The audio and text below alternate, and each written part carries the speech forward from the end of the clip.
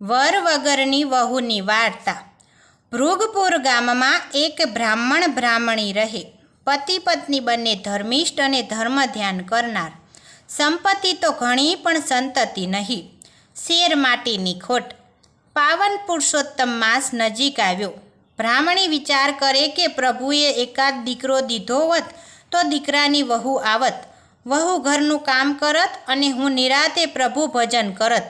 રાંધવા ચીંધવાની કડાકૂટ ન રહી અને હૈયા હેઠે કથા વાર્તા સંભળાય। બ્રાહ્મણીએ મનની વાત પતિને કરી। બ્રાહ્મણ તો હસવા લાગ્યો। દીકરા વગરની તે વહુ આવે ખરી? પણ બ્રાહ્મણી તો હઠે ભરાણી કે હવે તો આ ઘરમાં વહુ આવે તો જ, નહીતર ના।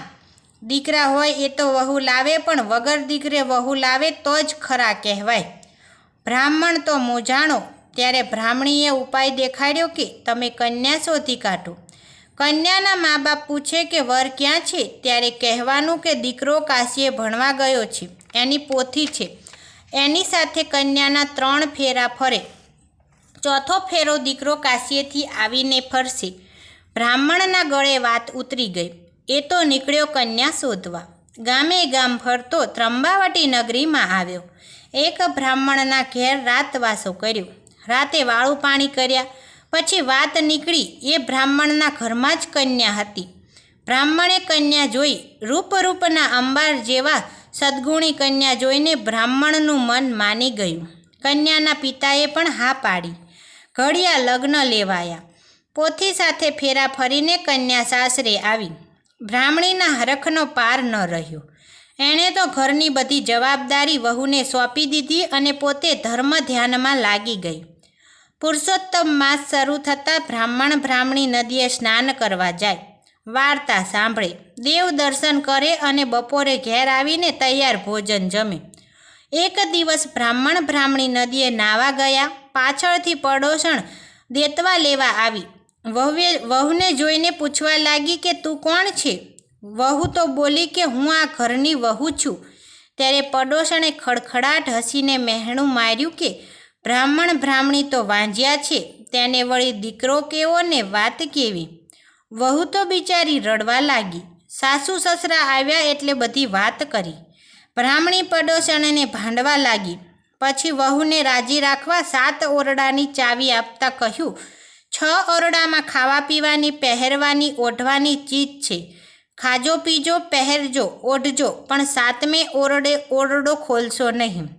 વહુએ તો ચાવીઓ લઈ લીધી। પહેલા ઓરડો ખોલ્યો, એમાં મેવા મીઠાઈ હતા। બીજામાં હીરના ચીર હતા। ત્રીજામાં હીરા માણેક, એમ 6 ઓરડા જોઈ લીધા। પછી સાસુની શિખામણ ભૂલીને 7મો ઓરડો ખોલ્યો તો અંદર એક દિવ્ય પુરુષ બેઠો બેઠો પોથી વાંચે છે। દેવતાઈ રૂપ છે। વહુને જોતાં જ એ પુરુષ બોલ્યા, ઉઘાડ્યા છે એવા જ બારણા બંધ કરો। માતા પિતાનું વ્રત તૂટશે, મારો પાઠ અધૂરો રહેશે। વ્રત પૂર્ણ થયે હું તમારી સાથે ચોથો ફેરો ફરીશ। વહુની આંખમાં હરખના આંસુ આવી ગયા। પોતે 7મો ઓરડો ઉઘાડ્યો છે એ વાત સાસુને ન કરી। એમ કરતાં પુરુષોત્તમ માસ પૂર્ણ થયો। વહુએ સાસુને કહ્યું કે હવે તમારા દીકરાને બોલાવો એટલે મારા અધૂરા લગ્ન પૂર્ણ થાય। બ્રાહ્મણ બ્રાહ્મણી મૂંઝાણા। દીકરો તો હતો નહીં, લાવવો ક્યાંથી? બંને ઝેર ઘોળવાનો વિચાર કરતા હતા ત્યાં જ વહુએ જઈને 7મો ઓરડો ખોલ્યો અને પતિને સાથ દીધો। સાથ દેતા જ એક દિવ્ય પુરુષ બહાર આવ્યો। બ્રાહ્મણ બ્રાહ્મણી તો ફાટી આંખે તાકી રહ્યા। એ સ્વયં પુરુષોત્તમ પ્રભુ હતા। પ્રભુએ ચોથો ફેરો પૂર્ણ કરી મા બાપના આશીર્વાદ માગ્યા ત્યારે બ્રાહ્મણ બ્રાહ્મણીની આંખો વરસી પડી। વહુ દીકરા સાથે સુખેથી જીવન વિતાવી બ્રાહ્મણ બ્રાહ્મણી અંતકાળે વૈકુંઠ પામ્યા। હે પુરુષોત્તમ રાય, તમે જેવા બ્રાહ્મણ બ્રાહ્મણીને ફળ્યા એવા સૌને ફળજો। જય જય પુરુષોત્તમ ભગવાનની।